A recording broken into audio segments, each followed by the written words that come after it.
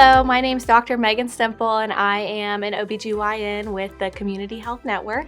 Today I would like to discuss the current recommendations for cervical cancer screening. My goal today is to provide a better understanding of when and how frequently average risk individuals should be screened for cervical cancer. So to start, we're going to briefly discuss some anatomy that we're focusing on with the screening. The cervix is the lower part of the uterus that is located in the uppermost aspect of the vagina, which is an area that is only visible with the pelvic exam. Most cases of abnormal pap smears or cervical cancer are caused by certain strains of a virus called the human papillomavirus or HPV.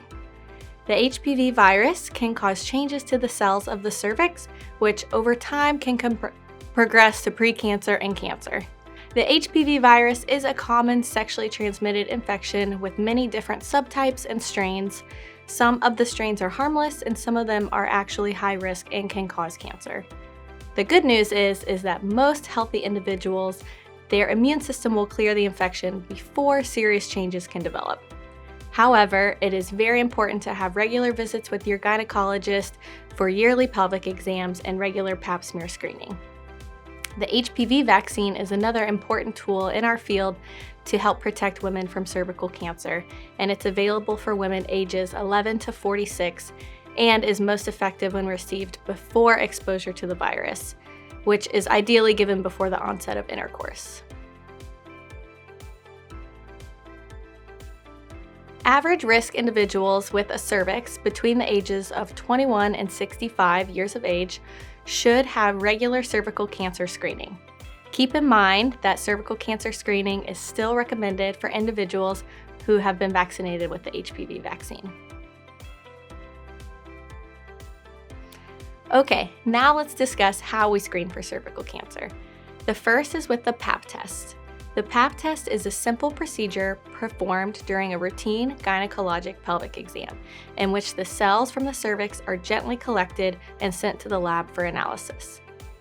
Depending on your age and medical history, an HPV test can also be added to the Pap test.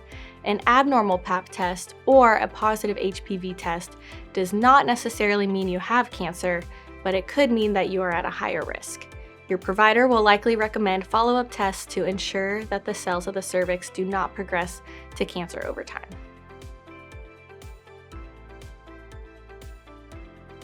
The frequency of cervical cancer screening is based on your age, risk factors, and medical history.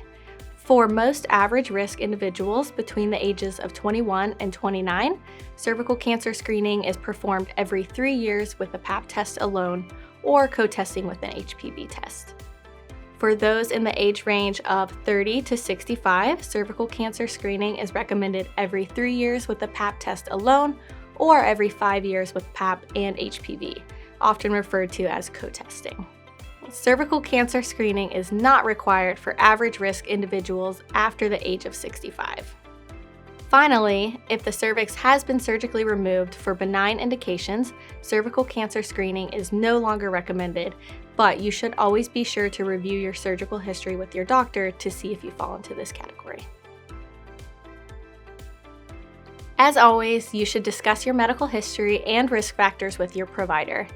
Keep in mind, an annual gynecologic pelvic exam is still recommended even if you are not due for your Pap smear. The pelvic exam is an important way for your provider to evaluate the size, shape, and mobility of the uterus and ovaries to ensure that there are no worrisome changes each year.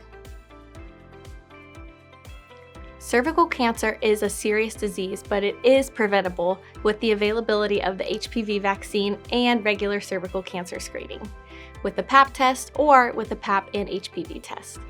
Be sure to discuss your medical history and risk factors with your provider, and remember to schedule your routine physical and gynecologic exam every year. Thank you for your time, and I encourage you all to take an active role in your healthcare and preventative screenings as you get one life, so let's work together to make it count.